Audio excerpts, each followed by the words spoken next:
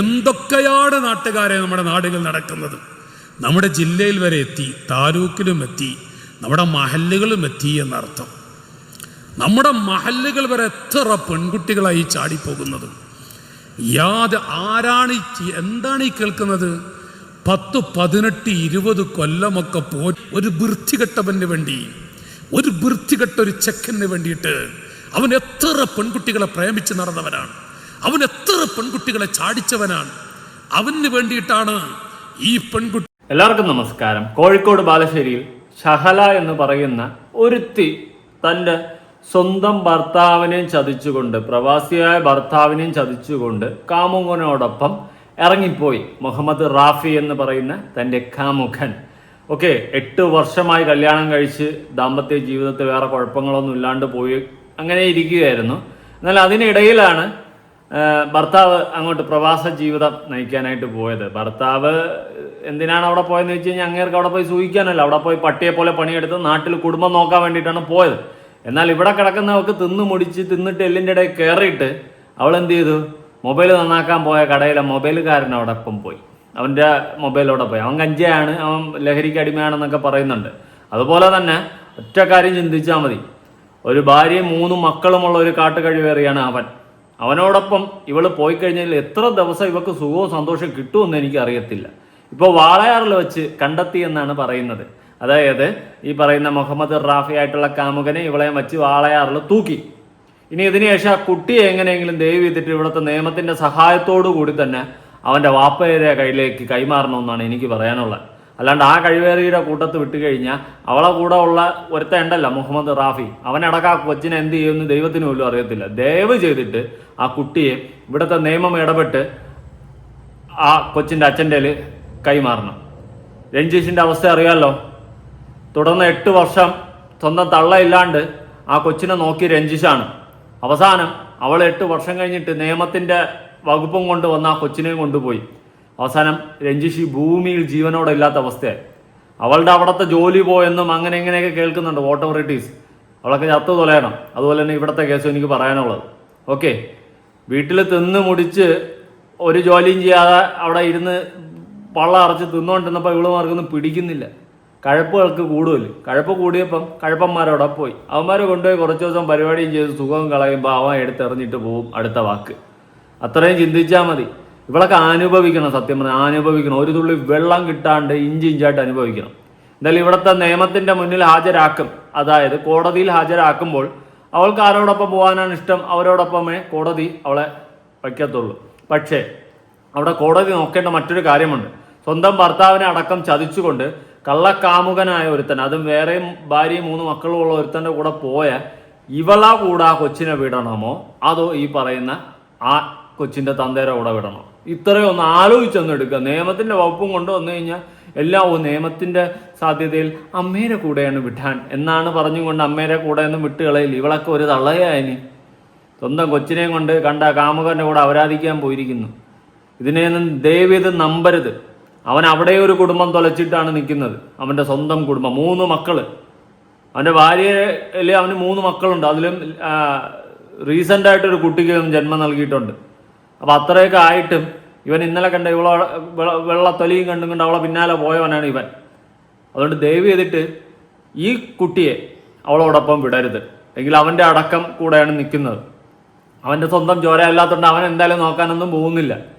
So നാളെ ആ കുട്ടിയുടെ ജീവിതവും തൊലഞ്ഞ് നാറാണത്തായെന്നുള്ള വാർത്ത കേൾക്കേണ്ട ഗതികേട് വരരുത്. അതുകൊണ്ട് കുട്ടിയെ അവൻ്റെ അച്ഛൻ്റെ കൂടെ തന്നെ വിടുക. അതുപോലെ എനിക്ക് മറ്റൊരു കാര്യം പറയാനുള്ളത്, ഇതുപോലത്തെ കടയാടികളെ പള്ളിയിൽ നിന്നും പുറത്താക്കണം എന്നാണ് എനിക്ക് പറയാനുള്ളത്. അതിൻ്റെ റീസൺ, ഇതുപോലെ അപരാധിച്ച് നടക്കുന്ന ഇവളുമാരൊക്കെ ഈ മതത്തിൻ്റെ ഫാക്ടറിൽ നിൽക്കുകയാണ്, അല്ലേ? മുസ്ലിം മതത്തിലാണ് നിൽക്കുന്നത്. അപ്പോൾ മുസ്ലിം മതത്തിൽ നിന്നുകൊണ്ട് തന്നെ ഇന്ന് പൊതുവേ കുറേ എണ്ണം പറയുന്നുണ്ട് മുസ്ലിം മതത്തിലുള്ള താത്തമാരാണ് ഒളിച്ചോട്ടം കൂടുതൽ, അവരുടെ ഭർത്താവാണ് പ്രവാസ ജീവിതം കൂടുതലായിട്ട് നയിക്കുന്നത്, അതുകൊണ്ടാണ് അവളുമാർ ഒളിച്ചോടുന്നത് എന്നുള്ള രീതിയിലൊരു ബാഡായിട്ടുള്ള സാധനം പറയുന്നുണ്ട്. എനിക്കത് യോജിപ്പില്ല. ഇപ്പം ഞാൻ ഒളിച്ചോടിയാൽ ഞാൻ തെറ്റുകാരൻ, അല്ലാതെ എൻ്റെ ജാതി, എൻ്റെ മതവും എൻ്റെ സമൂഹവും അല്ല തെറ്റുകാർ, എൻ്റെ വീട്ടുകാരും അല്ല തെറ്റുകാർ. ഞാൻ ഓടിയാൽ ഞാൻ തെറ്റുകാരൻ. മനസ്സിലായോ? ഞാൻ ഒരാളെ തീർത്താൽ ഞാനാണ് കൊല ചെയ്തത്, അല്ലാതെ എൻ്റെ വീട്ടുകാരോ എൻ്റെ സമുദായമോ എൻ്റെ സമൂഹമോ എൻ്റെ നാടോ എൻ്റെ നാട്ടുകാരോ ഒന്നുമല്ല, ഞാനാണ് അത് ചെയ്തത്. ആ രീതിയിൽ കാണാൻ ആൾക്കാർക്ക് പറ്റുന്നില്ല. ഇപ്പം നാളെ ഞാൻ എന്തെങ്കിലും തെറ്റ് ചെയ്ത് കഴിഞ്ഞാൽ ഒരു വിഭാഗം ആൾക്കാർ പറയും ക്രിസ്ത്യാനികൾ മൊത്തം അങ്ങനെയാണ്. കാരണം ഞാൻ ക്രിസ്ത്യാനിയാണല്ലോ, അതുകൊണ്ട് ക്രിസ്ത്യാനികൾ മൊത്തം അങ്ങനെയാണ്. ആ ഒരു രീതിയിൽ ഇതൊരു മതം പറഞ്ഞ് തിരിച്ചു വിടുന്ന പ്രവണത കാണുന്നുണ്ട്. പലരും അത് സംസാരിക്കുന്നുണ്ട്. താത്തമാരാണ് കൂടുതൽ ഒളിച്ചോടുന്നത്. അതെന്ത് മറ്റേ സെൻസസ് എടുക്കാൻ പോരുന്ന അവന്മാർ? എനിക്കറിയാൻ പാടില്ലാത്തതുകൊണ്ട് ചോദിക്കുക. അപ്പം അങ്ങനത്തെ ഒരു രീതിയിലുള്ള ടോക്ക് വരുന്നുണ്ട്. ഞാൻ അതുകൊണ്ട് എൻ്റെ മനസ്സിൽ തോന്നിയ ഒരു ഐഡിയ പറയാം. വേറെ ഒന്നുമല്ല, ഇതുപോലെ ഒളിച്ചോടുകയും അപരാധിക്കാൻ പോകുന്നവളുമാരെയൊക്കെ പിടികിട്ടി കഴിഞ്ഞാൽ ഓരോ കുടുംബങ്ങളെ തകർത്തുകൊണ്ട് ഇതുപോലെ അപരാധിച്ചിറങ്ങി പോകുന്നവളുമാരെ ആ മതത്തിൽ നിന്ന് തന്നെ തള്ളുക.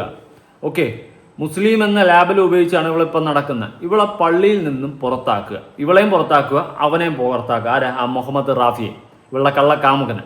ഇതിൻ്റെ രണ്ടിനെയും പള്ളിയിൽ നിന്നും പുറത്താക്കാൻ സാധിച്ചാൽ വളരെ നല്ല തീരുമാനമായിരിക്കും. എൻ്റെ ഒരു പേഴ്സണൽ ഒരു അഡ്വൈസ് ആയിട്ട് അങ്ങ് കൂട്ടിയാൽ മതി.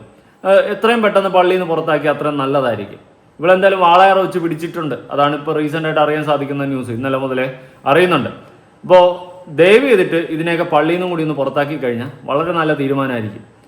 ഒരു സുഖം തേടി പോകുന്നവളുമാർക്കൊക്കെ ഇതൊരു പാഠമാകട്ടെ, അവന്മാർക്കും ഒരു പാഠമാകട്ടെ. സ്വന്തം കുടുംബങ്ങളെയും തകർത്തുകൊണ്ട് വല്ലവളുമാരെ പിടിച്ചുകൊണ്ട് പോകും.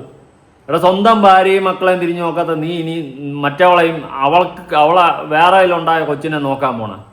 ചിന്തിച്ചാ പോരെ? ഇവക്കൊക്കെ കണ്ണും മൂക്കും വായും പല്ലൊന്നും ഇല്ലേ? ഇവളൊക്കെ മൂലം കൊണ്ടാ ചിന്തിക്കുന്നത്. എനിക്ക് അറിയാൻ പാടില്ല തന്നെ ചോദിക്കുക. എന്ത് മൈൻഡ് സെറ്റാണോ എന്താ? എന്തായാലും ഒരു ഉസ്താദ് ഈ ഒളിച്ചോട്ടങ്ങളെ അപരാധങ്ങളെ ഒക്കെ പറ്റിയിട്ട് കുറച്ച് കാര്യങ്ങൾ പറയുന്നുണ്ട്. നമുക്ക് എന്തായാലും അതൊന്ന് ഡീറ്റെയിൽ ആയിട്ട് കേട്ടു നോക്കാം. ഒരു പെൺകുട്ടി പൊന്നുമ്മയുടെ, ഞാനിത് പറയുമ്പോൾ എന്തൊക്കെയാണ് നാട്ടുകാരെ നമ്മുടെ നാടുകൾ നടക്കുന്നത്. നമ്മുടെ ജില്ലയിൽ വരെ എത്തി, താലൂക്കിലും എത്തി, നമ്മുടെ മഹല്ലുകളും എത്തി എന്നർത്ഥം. നമ്മുടെ മഹല്ലുകൾ വരെ എത്ര പെൺകുട്ടികളായി ചാടിപ്പോകുന്നത്. എന്താണ് ഈ കേൾക്കുന്നത്? 10, 18, 20 കൊല്ലമൊക്കെ പോറ്റി വളർത്തിയ ആ പൊന്നുമ്മയെ ഒരു മിനിറ്റ് സുഖത്തിന് വേണ്ടി, ഒരു 2 മിനിറ്റ് ഏതോ ഒരു സെക്കൻഡ് സുഖത്തിന് വേണ്ടിയിട്ട് ഈ പാവങ്ങളെ ഇറങ്ങിപ്പോകുന്ന പെൺകുട്ടി, നിങ്ങൾ ആലോചിച്ച് നോക്കുന്നതിൻ്റെ ദുർഗതി, അതിൻ്റെ ഒരു വിഷമകരമായ അവസ്ഥ. കഴിഞ്ഞ പ്രാവശ്യം ഞാൻ നിങ്ങളോട് പറഞ്ഞു, അങ്ങനെ ഒരു പെൺകുട്ടി ഇറങ്ങിപ്പോയി. ഈ ഉമ്മ കൂടെ പോയി മോളെ എന്ന് വിളിച്ചിട്ട് ആ പൊന്നു ഉമ്മ മകളുടെ ചാരത്ത് ചെന്ന് മോൾ അണച്ചുകുട്ടി കരയുമ്പോൾ ഈ പെൺകുട്ടി ഉമ്മാനെ വലിച്ചെടുക്കുന്ന കാഴ്ച കാണും. ഉമ്മയെ വലിച്ചെടുന്ന കാഴ്ച, നഊദു ബില്ലാഹ്. ആ ഉമ്മയുടെ മാറിടത്തിൽ ചവിട്ടിയൊരു കഥ ഞാൻ പറഞ്ഞിരുന്നു നിങ്ങളോട്. ഇന്ന് ആ പെൺകുട്ടിയുടെ ദുർഗതി നിങ്ങൾക്ക് കേൾക്കണം. അന്ന് ഞാൻ വഅദ് പറഞ്ഞത് എന്താണെന്നറിയോ? അത് നാട്ടിൽ നടന്നൊരു സംഭവമാണ്. ആ ഉമ്മ മകളുടെ കാൽക്കലങ്ങ് വീണ്, നിങ്ങൾക്ക് ഓർമ്മയുണ്ടോ പറഞ്ഞത്? എൻ്റെ ഉമ്മ പെങ്ങന്മാർക്കൊക്കെ ചിലവർക്കൊക്കെ അറിഞ്ഞേക്കാം. അതിൻ്റെ സീഡികളും ഇറങ്ങിയിട്ടുണ്ട്. ആ പെൺകുട്ടി മുഖത്ത് നോക്കിയിട്ട് അവിടെയുള്ള ആളുകൾ പറയും, മോളെ നിൻ്റെ ഉമ്മയാണ് വന്നിട്ടുള്ളത്, മോളെ നിൻ്റെ ഉമ്മയാണ് വന്നിട്ടുള്ളത്, ഉമ്മ നിന്നെ കാണുമെന്ന് പറഞ്ഞിട്ടുണ്ട്. ഈ പെൺകുട്ടി പച്ചയിൽ പറഞ്ഞു, ഉമ്മനിക്ക് വേണ്ട, ഉമ്മനിക്ക് വേണ്ട. ഉടനെ തന്നെ ആ 10 മാസം നൊന്ത് പ്രസവിച്ച ഉമ്മ മോളെ കാൽക്കലങ്ങ് വീടുന്നുണ്ട്. അതിൻ്റെ വീഡിയോക്ക് ഒന്ന് കാണാൻ നല്ലതാണ്. കാൽക്കലങ്ങ് വീടുന്നുണ്ട്. നോക്കൂ നിങ്ങൾ മോളെ. ആ ഉമ്മ കാൽക്കലങ്ങ് വീണ് മകളുടെ 2 കാലും കൂട്ടിപ്പിടിക്കുന്നുണ്ട്. മകളുടെ 2 കാലിനിടയിലാണ് ഉമ്മയുടെ തല.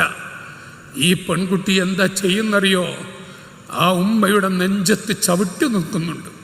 മോളെ, എന്താണ് മക്കളെ, ആരുടെ നെഞ്ചത്താ നീ ചവിട്ടുന്നത്? നിനക്ക് 2 കൊല്ലത്തോളം മുലയൂട്ടി തന്ന, നിനക്ക് 2 കൊല്ലത്തോളം മുല നൽകിപ്പോയ, മുലപ്പാല് നൽകിയ ആ പൊന്നുമ്മയുടെ മാറിടത്തിലാണ് മോളെ നീ ചവിട്ടുന്നത്. ആർക്ക് വേണ്ടി? ഒരു വൃത്തികെട്ടവന് വേണ്ടി, ഒരു വൃത്തികെട്ട ഒരു ചെക്കന് വേണ്ടിയിട്ട്. അവൻ എത്ര പെൺകുട്ടികളെ പ്രേമിച്ച് നടന്നവനാണ്, അവൻ എത്ര പെൺകുട്ടികളെ ചാടിച്ചവനാണ്. അവന് വേണ്ടിയിട്ടാണ് ഈ പെൺകുട്ടി പൊന്നുമ്മയുടെ നെഞ്ചത്ത് ചവിട്ടുന്നത്. ചവിട്ടിയപ്പോഴും ഈ ഉമ്മ കാല് വിട്ടില്ല പെൺകുട്ടിയെ. അവസാനം ഈ പെൺകുട്ടി ചെയ്യുന്നുണ്ട്. എനിക്ക് മുതഅല്ലിമീങ്ങൾ ആ ക്ലിപ്പൊന്ന് കാണിച്ചു തന്നു. എൻ്റെ മനസ്സ് പതറി. ആരാണ് ഈ പെൺകുട്ടി? ആ ഉമ്മയുടെ കവടത്ത് ഇങ്ങനെ ചവിട്ടി നിന്നപ്പോ, ഒരു ഉമ്മയുടെ കവടത്ത് ചവിട്ടി നിൽക്കുന്ന കണ്ടപ്പോ വേദന കൊണ്ട് സഹിക്കാൻ കഴിയാത്ത പുളകി മറിയുന്ന ഉമ്മ കൈവിട്ടു.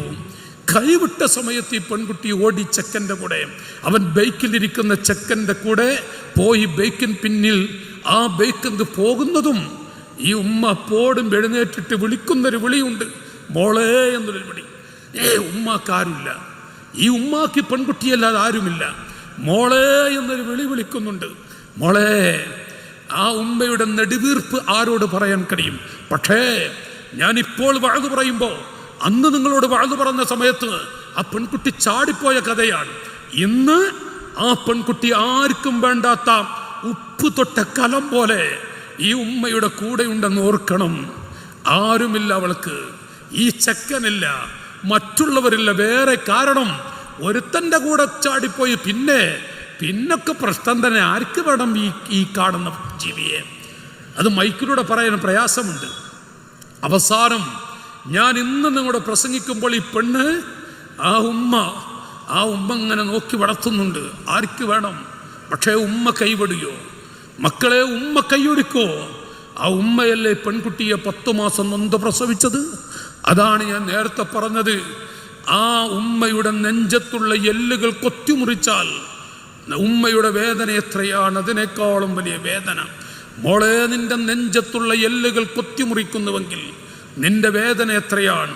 അതിനേക്കാളും വലിയ വേദന ഈ പെൺകുട്ടിയെ പ്രസവിക്കുമ്പോൾ ആ പെൺകുട്ടിയുടെ ഉമ്മ സഹിച്ചിട്ടുണ്ട്. ആർക്കും വേണ്ടാത്ത ചണ്ടിയായി ഏതോ ഭാഗത്തുണ്ടെന്ന് കേട്ടപ്പോൾ അവിടെ ഓടിയെത്തിയതും ഈ ഉമ്മ തന്നെയാണ്. നമ്മുടെ നാട്ടിൽ അങ്ങനെ കുറെ ചാടിപ്പോയ പെൺകുട്ടികളുണ്ട്. അവസാനം ചാടിപ്പോയി തിരിച്ചു വരുമ്പോൾ മോളെ എന്ന് വിളിച്ചിട്ട്, കാരണം ഉമ്മാക്ക് കൈയൊടിക്കാൻ കഴിയില്ല. ഉമ്മാക്കൊരിക്കലും അവളെ കൈയൊടിക്കാൻ കഴിയില്ല. മനസ്സ് വേദനയുണ്ട്, പക്ഷെ മക്കളെ കൈയൊടിക്കാൻ കഴിയോ? ഈ പെൺകുട്ടി ആ പെൺകുട്ടിയെ പോയി വയറ് നിറയെ ഭക്ഷിപ്പിച്ച് വീട്ടിൽ കൊണ്ടുവന്ന് കടിക്കുമോളെ എന്ന് പറഞ്ഞ്, ഏത് മോളെന്നറിയോ? ഈ ഉമ്മയുടെ നെഞ്ചത്ത് ചവിട്ടി നിന്ന പെൺകുട്ടി, ഉമ്മയുടെ കവളത്തെ ചവിട്ടിയിട്ട് ഒരു ചെക്കൻ്റെ കൂടെ ഇറങ്ങിപ്പോയവളെ കൊണ്ടുവന്ന് വീട്ടിലിരുത്തി വയറ് നിറയെ ഭക്ഷിപ്പിച്ചുകൊണ്ട് കഴിക്കുമോളെ എന്ന് പറഞ്ഞ് വീണ്ടും വളമ്പി കോരിക്കൊടുക്കുന്ന ഉമ്മ. ഒരവസ്ഥയിൽ നിന്ന് ഒരു പെൺകുട്ടി ഉണ്ടെന്നുള്ളത് നമ്മൾ ഓർക്കണം കേട്ടോ. എന്താണ് എൻ്റെ പെൺകുട്ടികളോട് ഞാൻ പറയുക? മോളെ, അരുത് മക്കളെ, അരുത്. ഉമ്മാനെ നിങ്ങൾ വലിച്ചെറിയരുത്, നമ്മുടെ ഉപ്പയെ വലിച്ചെറിയരുത്. പാവങ്ങളാണ്, സാധുക്കളാണ്. മാത്രമല്ല ഈ വിഷയത്തിൽ ഇന്ന മിനൽ കബായിർ മിനൽ കബായിരി ശത്മുർ റജുലി ഇന്ന മിനൽ കബായിരി ശത്മുർ റജുലി വാലിദൈ. ഒരു മനുഷ്യൻ ബന്ധോഷത്തിൽപ്പെട്ടതാണ് ഒരു ആൺകുട്ടി മാതാപിതാക്കളെ ചീത്ത പറയുക എന്നുള്ളത്. മാതാപിതാക്കളെ എന്തെങ്കിലും അതുകേടായി സംസാരിക്കുക എന്നുള്ളത്.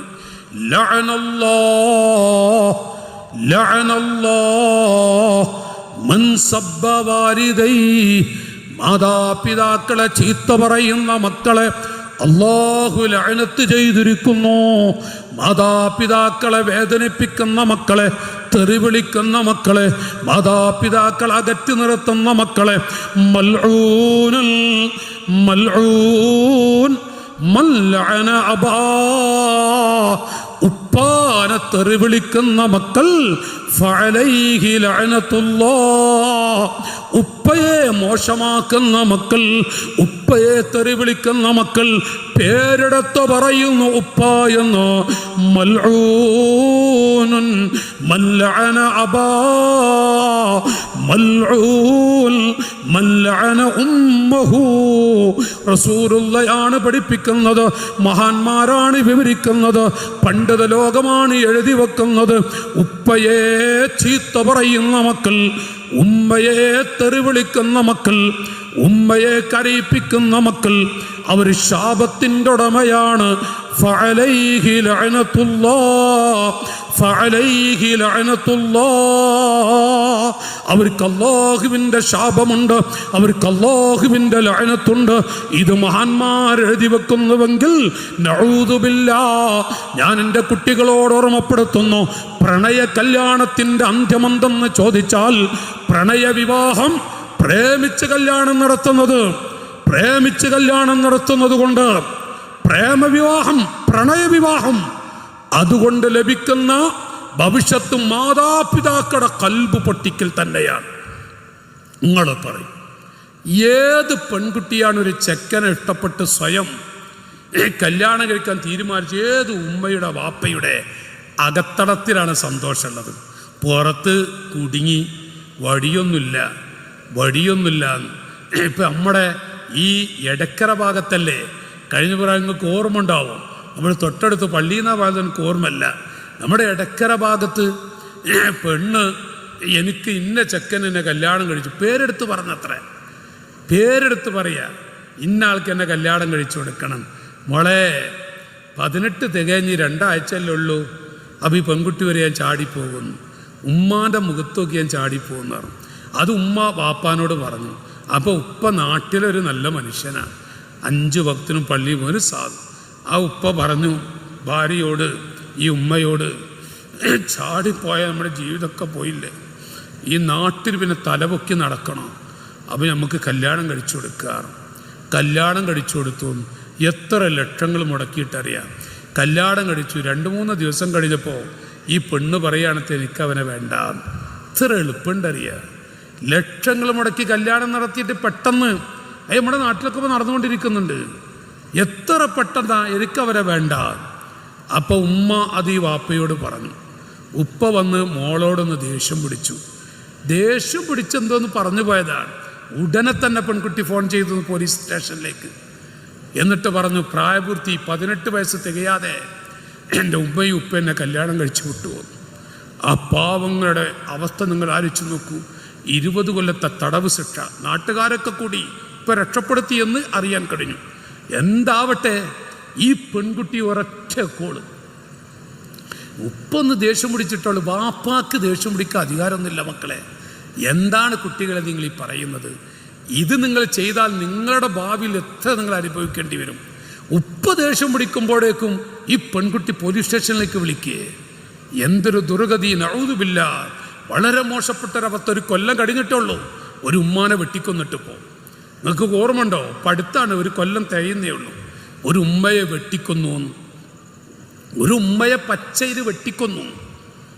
ഒരു മകൻ ഉപ്പയുടെ കഴുത്തറുത്തു. ഇത് രണ്ടും മലയാള മണ്ണിൽ നടന്നുപോയൊരു സംഭവമാണ്. ബാപ്പയുടെ കഴുത്തറുത്തു. കഴുത്തറുക്കുമ്പോൾ കോടിനറക്കുന്നത് പോലെ സക്രാത്തിൻ്റെ ഘട്ടത്തിൽ ഇങ്ങനെ പിടയുമ്പോൾ ഉപ്പ ചോദിച്ചത്രേ, ഒരു തുള്ളി വെള്ളം താ മോനെ. മോൻ കൊടുത്തില്ല. പെടഞ്ഞ് വാപ്പ മരിച്ചു.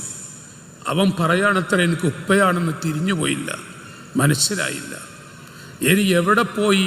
വാപ്പ പോയില്ലേ, ഇനി എന്ത് ചെയ്യും? ലോകത്ത് എന്ത് കൊടുത്താലും മക്കളെ ഇഞ്ഞൊരു ഉപ്പാനെ കിട്ടും. ഒരു എളാപ്പ പോയ മറ്റൊരു എളാപ്പയുണ്ടാവും. ഒരു മൂത്താപ്പ ഇല്ലെങ്കിൽ മറ്റൊരു മൂത്താപ്പ ഉണ്ടാവാം. ഒരു എളാമയില്ലേ മറ്റൊരു എളാമ ഉണ്ടാവാം. ഒരു ഉമ്മ പോയാൽ ഇനി ലോകത്തിന് ഉമ്മാനെ കിട്ടുമോ? ഒരു ഉപ്പ പോയാൽ ഈ ഭൂമിയിൽ ഒരു വാപ്പാനെ കിട്ടുമോ? നിങ്ങൾ പറയും. ആരാണ്? എൻ്റെ ചെറുപ്പക്കാരോട് ഞാൻ പറയാം, ഈ ചില്ലറ വിഷയത്തിന് വേണ്ടി മാതാപിതാക്കളെ അകറ്റി നിർത്തിയിട്ടും വേദനിപ്പിച്ചുകൊണ്ടും ജീവിക്കുന്നുവെങ്കിൽ മോനെ, എൻ്റെ ചെറുപ്പക്കാരായ കുട്ടികളോട് ചോദിക്കുന്ന മക്കളെ, നിങ്ങൾ ഒരു വേള നീ രാത്രി കിടക്കുമ്പോൾ നെഞ്ചത്ത് കൈവച്ച് ചിന്തിക്കണം.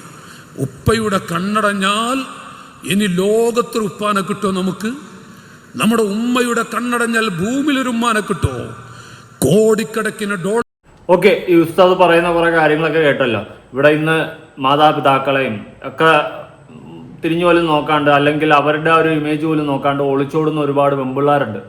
ഓക്കെ, അതായത് ഇപ്പോൾ ആദ്യമായിട്ട് കാമുകന്മാരോടൊപ്പം ഒളിച്ചോടിപ്പോയി കല്യാണം കഴിക്കുന്ന ഒരുപാട് പെൺകുട്ടികളുണ്ട്. അങ്ങനെ ഈ പെൺമക്കൾ പ്രത്യേകിച്ച് ഒളിച്ചോടി പോകുമ്പോൾ അവരുടെ വീട്ടുകാരുടെ അവസ്ഥയൊക്കെ പറ്റിയിട്ട് ചിന്തിക്കാറ് പോലും ഇല്ല.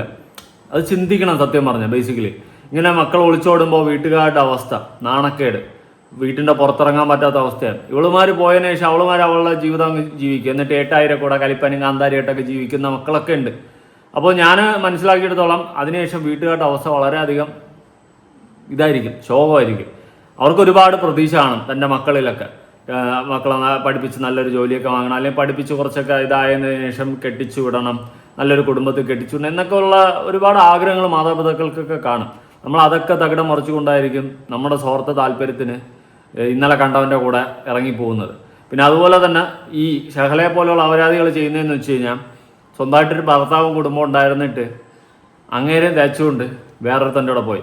ഈ പറയുന്ന ഭർത്താവ് അവനൊരു പാവമാണ്, അവനെ ഉപദ്രവിക്കുകയോ അങ്ങനെ ഒന്നുമില്ല, പഞ്ചപാവം, ഒരു അപ്പായി കേസാണ്.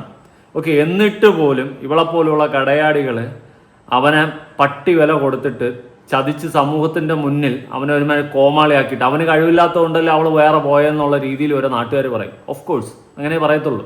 അപ്പോൾ ആ രീതിയിലടക്കം അവനെ അത്ര നാണം കെട്ട രീതിയിലാക്കി ഇട്ടിട്ട് ഇവൾ അവളുടെ സുഖം തേടി പോയപ്പോൾ ഒന്ന് ഓർക്കണമായിരുന്നു, നീ തകർത്തത് 2 കുടുംബമാണെന്ന്. ഒന്ന് നിന്റെ കുടുംബം, ഓക്കെ, അതൊന്ന്.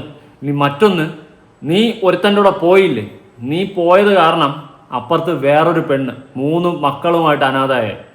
ഓക്കെ, അങ്ങനെ നീ ടോട്ടലി തകർത്ത 2 കുടുംബമാണ്. നിന്നെ ന്യായീകരിച്ച് നിന്റെ കൂട്ടുകാരി അടക്കം വന്നിട്ടുണ്ട്, നീ ചെയ്തത് തെറ്റാണ് എങ്കിലും അവൾക്ക് ഇങ്ങനെയൊക്കെ ഉണ്ട്, നാത്തൂനാണ് അവിടെ എല്ലാം കൺട്രോൾ ചെയ്യുന്നത്.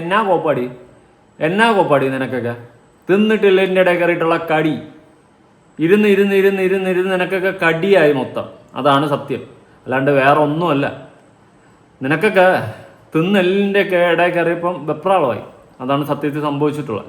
എന്തായാലും കൊള്ളാം. ഇങ്ങനെയൊക്കെ ആണെങ്കിൽ ഒരുപാട് നല്ല നല്ല കാര്യങ്ങളൊക്കെ ആയിരിക്കും നമ്മുടെ സമൂഹത്തിൽ നടക്കുന്നത്. നീയൊക്കെ നാളെ എന്ന് വെച്ച് കഴിഞ്ഞാൽ നാളെ അല്ല, അധികം വൈകാതെ തന്നെ ഒറ്റപ്പെട്ട് ഏതെങ്കിലും റെയിൽവേ ട്രാക്കിൽ കിടക്കുക, വല്ല കേസിൽ അകപ്പെടുകയൊക്കെ ചെയ്യുന്നത് നമുക്ക് താമസിയാതെ തന്നെ കാണാം. നീ അങ്ങനെ തന്നെ നശിക്കണം. കാരണം ഓരോ കുടുംബങ്ങളെ തകർത്ത് പോകുന്ന അപരാധികളായിട്ടുള്ള നീയൊക്കെ നശിച്ച് നാറാണത്തായി എന്നുള്ള ന്യൂസ് വേണം ഞാൻ ഉൾപ്പെടെയുള്ള ആൾക്കാർക്ക് കേൾക്കാൻ ആഗ്രഹിക്കുന്നത്. ഓക്കെ, ഇങ്ങനെ ഓരോ കുടുംബ ബന്ധങ്ങളെ തകർത്തിട്ട് പോകുന്നവന്മാർ, അതുപോലെ വേറെ കൊണ്ടുപോകുന്നവന്മാർ ഒന്നും ഗതി പിടിക്കാനേ പാടില്ല. ഇപ്പം അവനായാലും അവൻ്റെ കുടുംബത്തിൽ അവൾ എന്തെങ്കിലും അവനോട് ദ്രോഹം ചെയ്താൽ 3 മക്കളുണ്ട്.